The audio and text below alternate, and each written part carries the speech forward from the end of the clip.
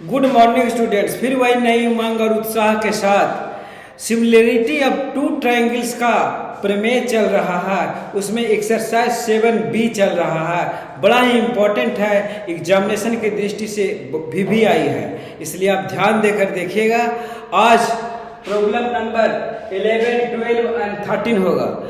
आज बताएंगे कि 11 सिमिलरिटी ऑफ टू ट्रायंगल्स का तीनों प्रमेय आपको याद रहना चाहिए और एक कोलोलरी याद रहना चाहिए। पहला कहता है कि यदि एक त्रिभुज का तीनों कोण दूसरे त्रिभुज के तीनों कोण से बराबर हो जाए तो दोनों त्रिभुज सिमिलर होंगे।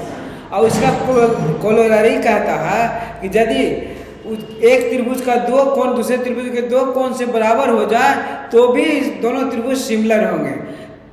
दूसरा कहता है यदि एक त्रिभुज की तीनों भुजाओं का अनुपात दूसरे त्रिभुज के तीनों भुजाओं का करस्पॉन्डिंगली अनुपात बराबर हो जाए तो दोनों त्रिभुज सिमिलर होंगे। तीसरा कहता है कि यदि एक त्रिभुज के एक कोण बनाने वाली भुजा तथा दूसरे त्रिभुज के एक कोण बनाने वाली भुजा समानुपाती हो और एक कोण बराबर हो तो दोनों त्रिभुज सिमिलर होगा। अब हम चलते हैं 11 में। 11 कहता है कि ABCD इज ए पैरेललोग्राम है एंड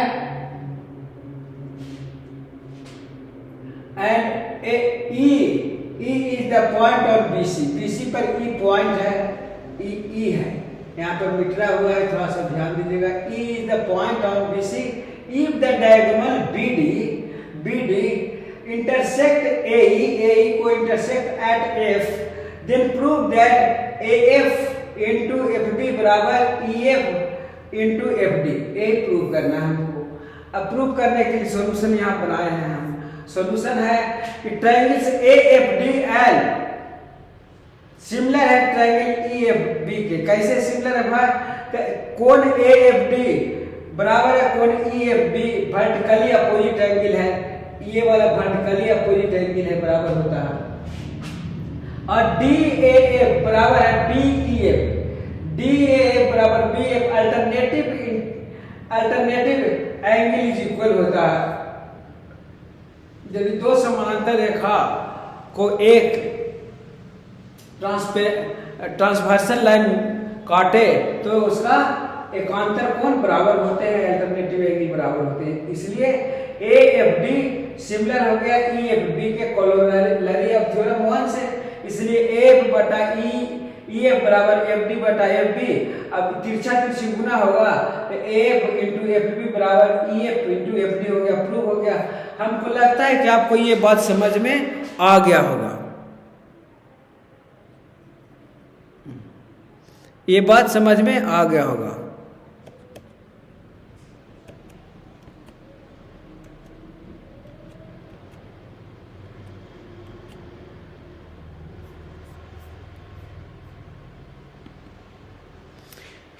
ये बात समझ में। दूसरा है 12 कहता है in the given figure BD perpendicular to BC, BD perpendicular to BD perpendicular to BC पर परपेंडिकुलर है, and D perpendicular to AB and AC perpendicular to BC और AC परपेंडिकुलर है BC पर। देन प्रूव दैट B बटा D is equal to AC बटा BC। इस CBSE board परीक्षा 2008 में आया हुआ, बड़ा इंपॉर्टेंट है। अब दोनों सिमिलर है, BED सिमिलर है ट्रायंगल्स BCB के। दो BED सिमिलर है, बराबर है ACB के, चूंकि दोनों 90 डिग्री है। BED में चले ये वाला ट्रायंगल्स और ACB में चले ये वाला ट्रायंगल, ये वाला ट्रायंगल।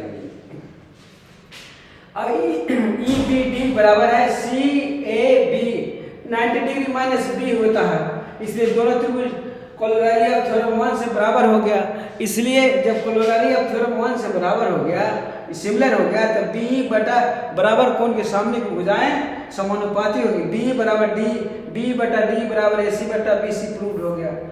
अब हम चलते हैं 13 में a vertically pole length 7.5 metre cast a shadow 5 metre long, उसका 5 metre long shadow of the ground पर है।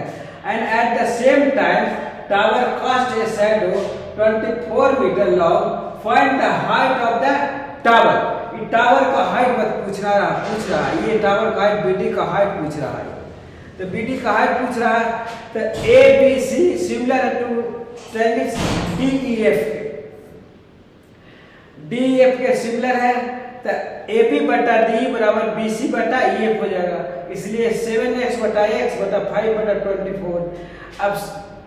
अब x बराबर होगा 7.5 इंटू 2.24 बाई 5 से काटेंगे इसको तो 1.5 15 से काट जाएगा, लेकिन पॉइंट रहेगा बीच में। अब पॉइंट 24 से गुना करें 360 होगा, लेकिन पॉइंट पड़ेगा तो 36 मीटर हो जाएगा आंसर, 36 मीटर। इस प्रकार तीनों प्रूफ हो जाता है। आशा और विश्वास करते हैं कि आपको समझ में आया होगा। जिंदगी उसी बस की कंडक्टर की तरह है, जाना भी कहीं नहीं है और सफ़र भी डेली का है। धन्यवाद धन्यवाद धन्यवाद। यदि आप हमारे पढ़ाने से आपको कुछ फ़ायदा हुआ है तो सब्सक्राइब करना मत भूलिएगा। धन्यवाद।